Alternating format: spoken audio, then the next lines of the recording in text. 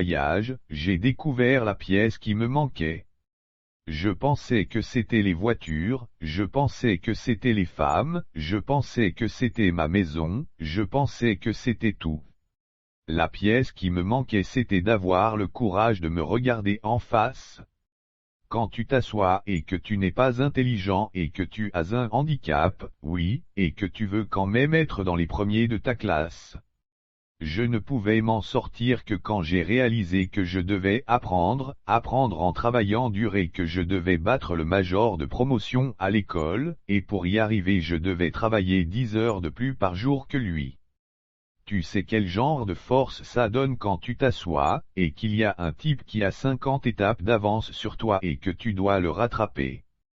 Là tu étudies pendant des heures non-stop si possible jusqu'à ce que tu fermes le gap. Juste l'éthique du travail pour rattraper ce gap.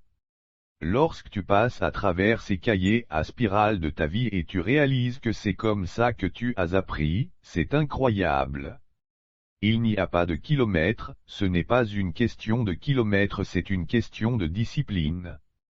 Chaque jour pour maîtriser un problème de maths, même si ça doit me prendre 10 heures, je dois le faire, et c'est là que tu réalises qu'en travaillant dur tu peux le faire, tu peux te surpasser. N'importe qui, peu importe sa situation actuelle, peut le faire.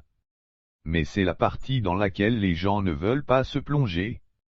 Rappelle-toi de ceci, juste l'éthique du travail dur et la persévérance mènent au succès et à la réussite.